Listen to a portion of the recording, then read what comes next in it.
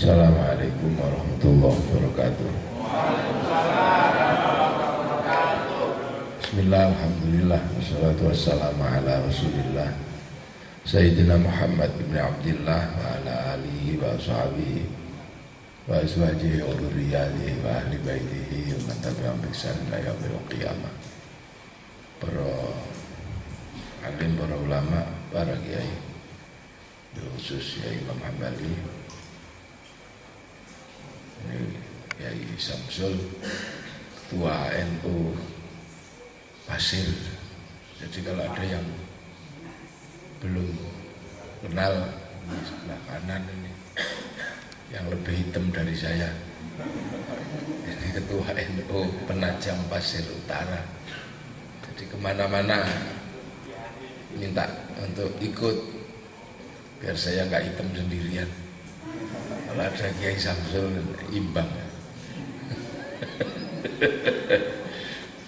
Ketua Tanfidiyah yang saya hormati, seluruh Banom Nahdlatul Ulama, para hadirin wal hadirat yang berbahagia. Jadi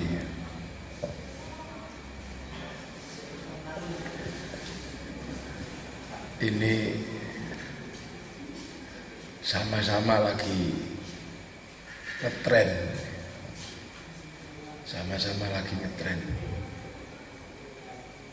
yaitu yang disebut sebagai Islam radikal dan Islam yang toleran, yang sebenarnya dua-duanya nggak ada. Islam radikal ya nggak ada, Islam toleran ya nggak ada, sama-sama nggak ada. Yang ada itu kan gaya orangnya. Ada yang gayanya itu radikal, dan ada yang gayanya itu toleran. Tapi kalau Islamnya sama, karena Rasulullah itu pernah ditanya sama malaikat. Pertanyaan pertama, mahwal iman. Rasulullah jawab, antuk minabillahi wa malaikatihi wa kutubihi wa rusulihi wal yaumil akhir wa bil qadri khairi wa syarhi minallahi ta'ala. Masih sama, itu semuanya sama. Jadi seluruh, jangan banter-banter ya.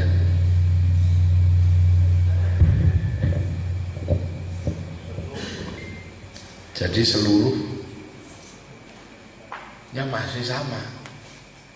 Yang disebut radikal, yang disebut toleran, itu mahwal imannya masih sama. Kemudian malaikat mengatakan, sedakta, benar engkau wahai Rasulullah Muhammad.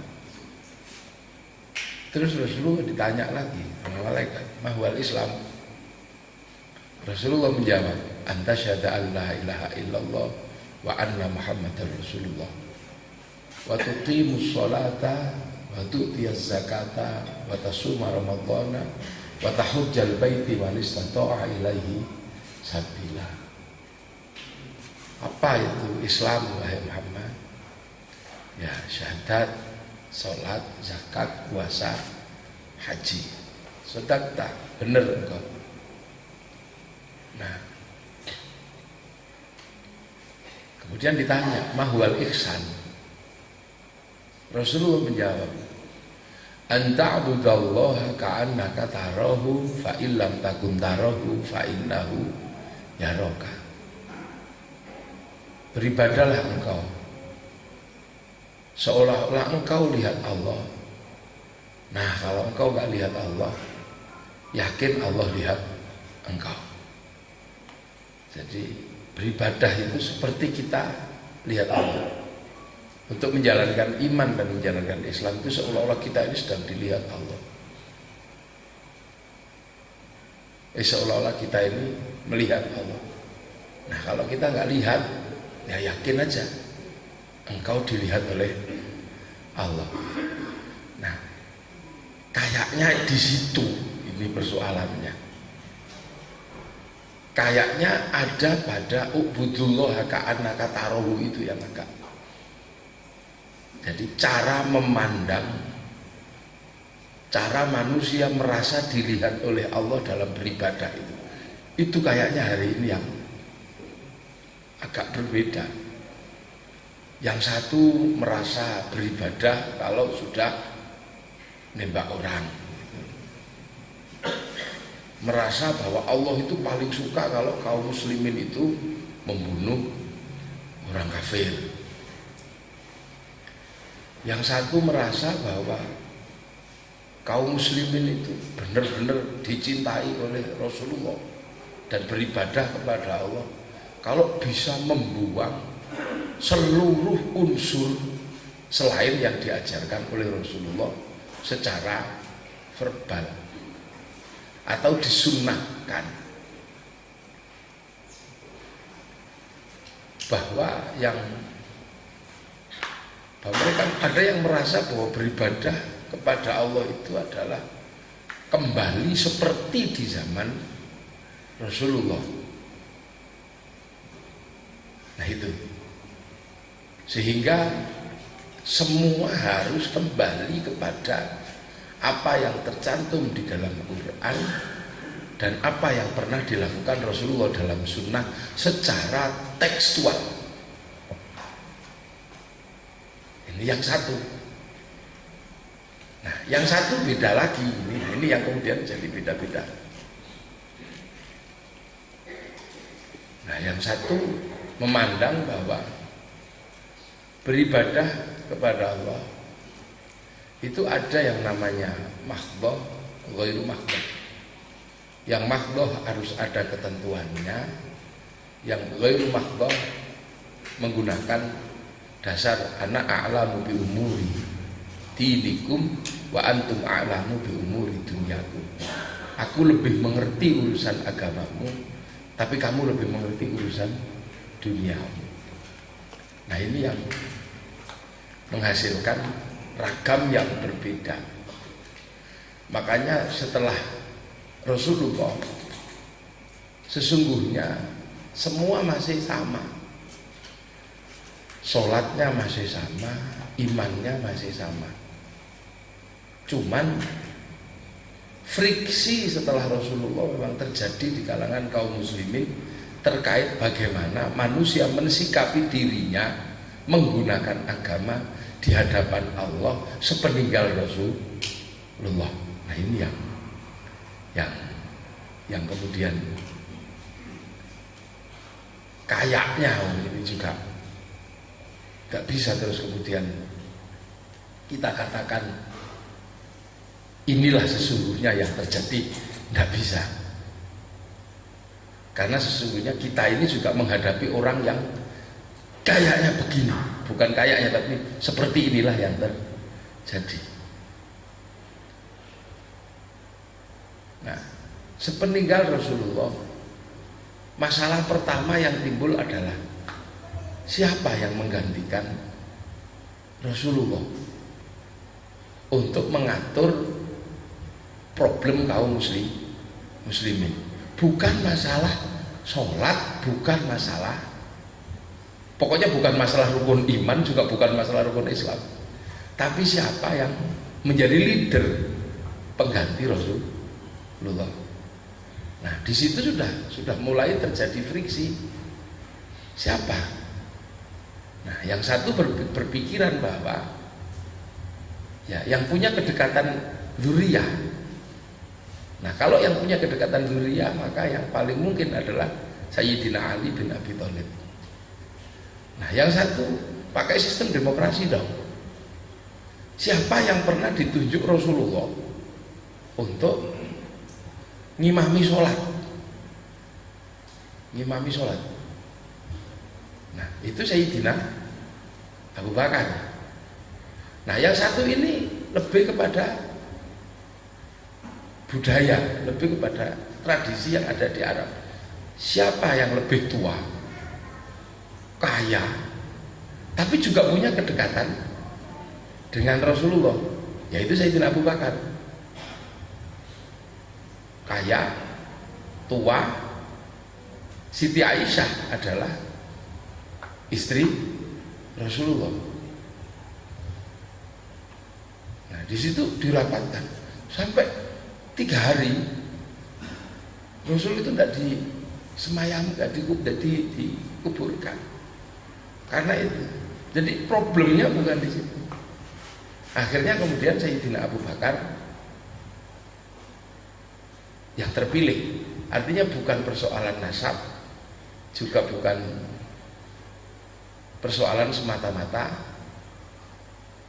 pengganti Rasul, juga bukan semata-mata, tapi akhirnya bahwa kepemimpinan kaum muslimin sepakat di satu hal. Siapa yang pernah menjadi pengganti imam Rasulullah? Nah, Sayyidina Abu Bakar itu yang pertama. Nasab juga dapat karena Siti Aisyah, tua juga dapat. Jadi li'ulamaihim lima syayikhihimnya dapat. Sudah jadi pengganti. Nah, sepertinya tidak ada masalah. Nah, tiba-tiba kemudian di zaman Sayyidina Utsman, Sayyidina Abu Bakar meninggal, ganti Sayyidina Umar. Tapi di zaman Sayyidina Umar ini sudah mulai ada friksi. Bukan friksi rukun iman, juga bukan friksi rukun Islam. Jadi itu yang membuat Islam itu secara diniyah terjaga, karena konfliknya tidak berawal dari perbedaan pemahaman uluhiyah. Enggak. Jadi perbedaannya ada persoalan di luar persoalan tauhid. Nah, Sayyidina Umar sudah mulai friksi-friksi, karena Sayyidina Umar ini terkenal sangat keras. Nah, friksi-friksi itu dilanjut sampai ke zaman Sayyidina Utsman. Nah, di zaman Sayyidina Utsman ini geng-gengan sudah mulai membentuk klan-klan atau ya apa ya, jamiah di dalam jamaah kaum muslimin ada. Nah, itu. Sampai akhirnya saling hasud, dan itu di luar ini ya, di luar yang mahwal iman sama mahwal Islam, di luar itu. Sampai akhirnya Sayyidina Utsman terbunuh. Nah, ketika Sayyidina Utsman terbunuh, ini situasi sudah semakin meruncing, karena terus kemudian Muawiyah bin Abi Sufyan dengan Amr bin As secara politik tiba-tiba merepresentasi kekuatan baru, karena terus pidato membawa jubahnya Sayyidina Utsman yang berlumur darah, dan di situ Sayyidina Muawiyah bersumpah, saya tidak akan bicara wong saiki palapa ini, saya nggak akan menggauli istri saya, dan saya tidak akan tidur dalam keadaan terlentang sebelum pembunuh Sayyidina Utsman diadili. Nah, Sayyidina Ali kecepit ya, sebagai pengganti Sayyidina Utsman kan kecepit. Kenapa? Karena pelakunya keroyokan. Pelakunya itu nggak kayak Sayyidina Utsman kan Abu Lu'lu'ah sendiri. Tapi Sayyidina Utsman ini rombongan. Jadi demo, itu kan demo, jebol benteng, keroyok di situ ya, pedang siapa gak jelas.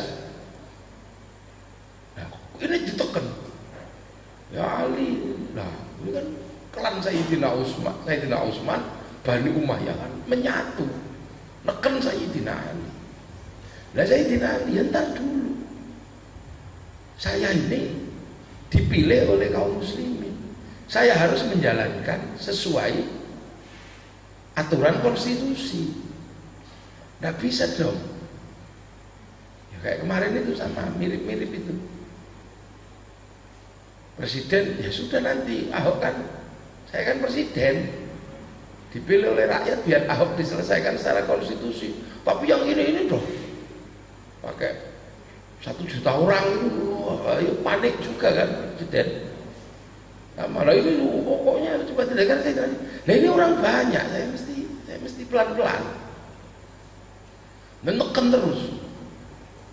Nah akhirnya karena neken terus, nah ini sudah akhirnya kelahi yang ditekan ini harus berjalan sesuai konstitusi karena dipilih secara konstitusional dan undang-undang yang berlaku. Ya ntar dulu wong belum ketemu pesakitannya, itu belum ketemu. Iya saya dulu. Nah yang ini terus neken tambah kenceng. Akhirnya kan negara bertindak. Ya, pasukan pemerintah ya turun tangan melindungi kekuatan konstitusional negara. Nah terjadilah perang. Nah, ada perang itu namanya perang sampai perang Jamal, perang unta, karena Siti Aisyah turun ke medan perang. Lah ceritanya seperti apa? Nah, inilah, maka kalau dari sini ya coba tolong, kalau terjadi konflik di kalangan kaum muslimin, jangan cepet-cepet mengambil kesimpulan Yahudi ya. Karena kalau kita cepet-cepet mengambil kesimpulan Yahudi, artinya kita menganggap bahwa Sayyidina Ali sama Sayyidina Utsman sama Sayyidina Muawiyah ini orang-orang bodoh yang bisa ditunggangi sama Yahudi. Nanti dulu. Inilah kenapa kemudian Nahdlatul Ulama, kalau kita kenapa tidak dengan serta-merta selalu mengkaitkan konflik kaum muslimin dengan Yahudi. Kita ini kan akhir-akhir ini kan paling suka iseng. Setiap ada ribut di kalangan kaum muslimin, seolah-olah kaum muslimin itu tidak salah. Yang salah selalu Yahudi dan Nasrani. Kayak kita itu nggak pernah salah setiap kejedot pintu, karena yang selalu disalahin setan.